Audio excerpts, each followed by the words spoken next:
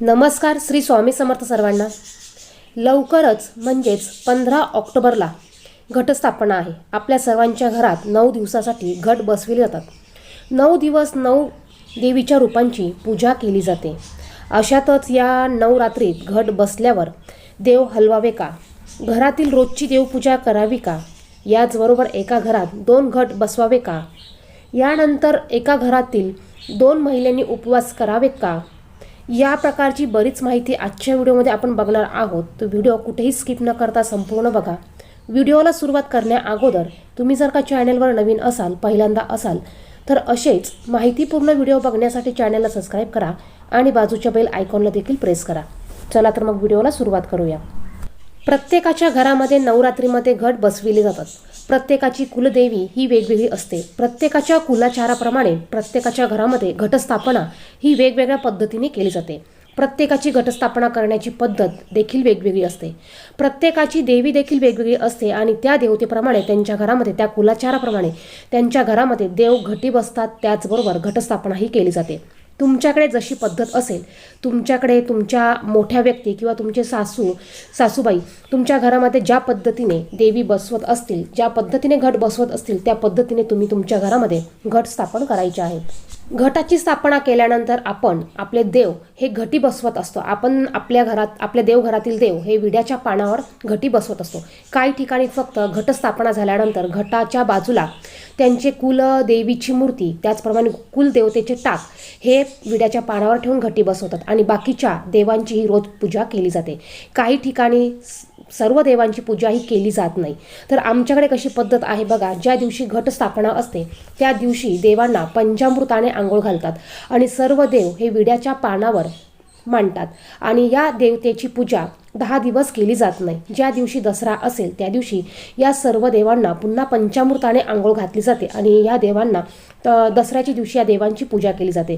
तर काही ठिकाणी या 9 दिवसामध्ये जिथे घटस्थापना केली असेल तिथे विड्याच्या पानावर फक्त त्यांचे कुलदेवीचे टाक आणि मूर्ती हे घटी बसवतात आणि बाकीचे जे देव असतील त्या देवांची ही पूजा केली जाते. दररोज त्यांना आंघोळ घातली जाते.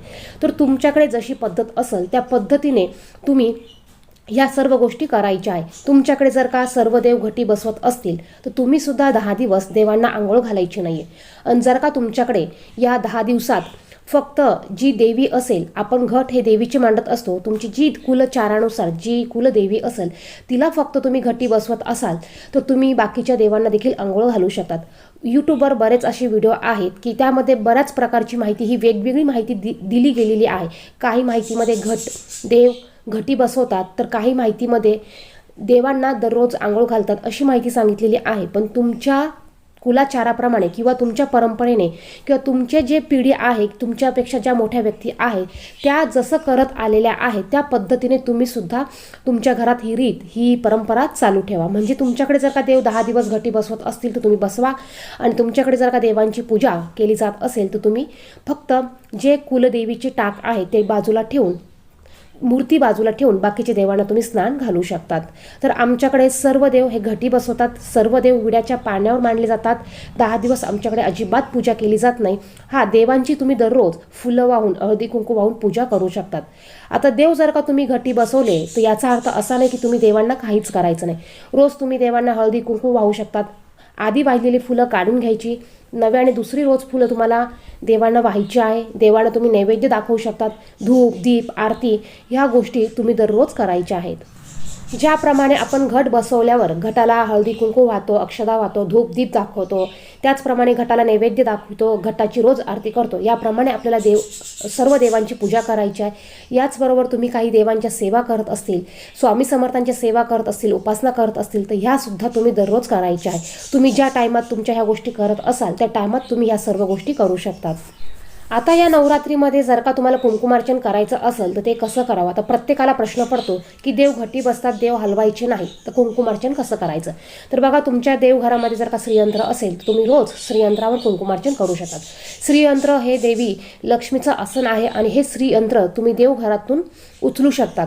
म्हणजे श्रीयंत्र हे घटी बसलेलं नसतं. श्रीयंत्र तुम्ही उचलू शकतात, तांबणात घेऊन, एका ताटलीत घेऊन श्रीयंत्रावर तुम्ही कुंकुमार्चन करू शकतात.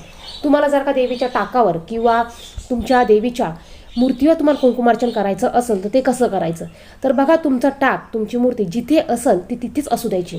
तुम्ही हातामध्ये थोडं कुंकू घ्यायचं.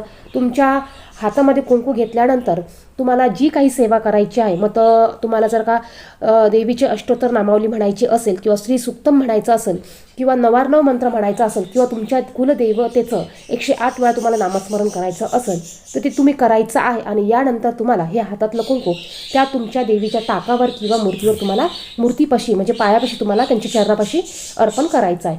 या पद्धतीने तुम्ही कुंकुमार्चन करू शकतात.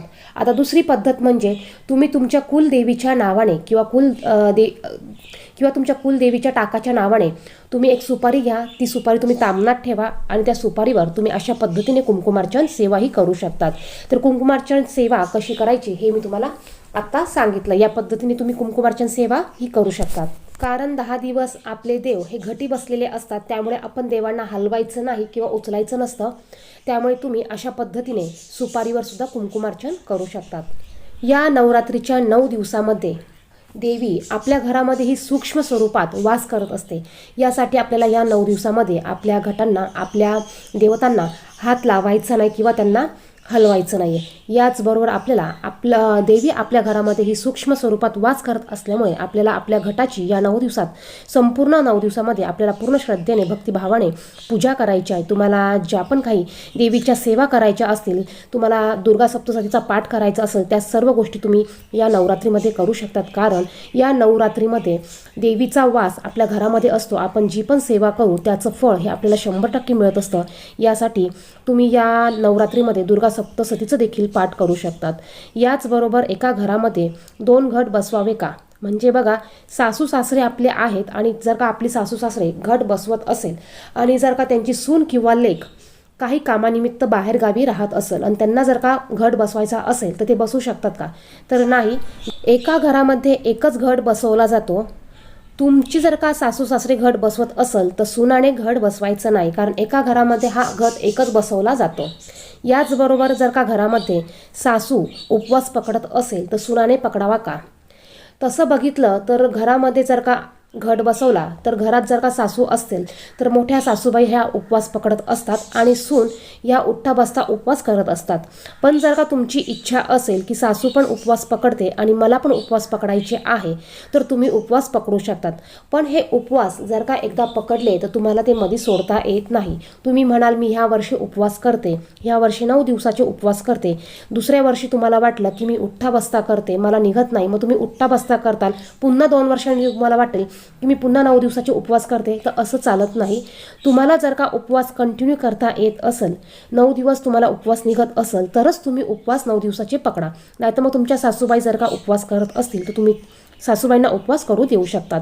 आणि जर का सासूबाईंना काही कारणांमुळे उपवास करणं शक्य नसेल तर मग सुनाने 9 दिवसाचे हे नवरात्रीचे उपवास करायचे आहेत.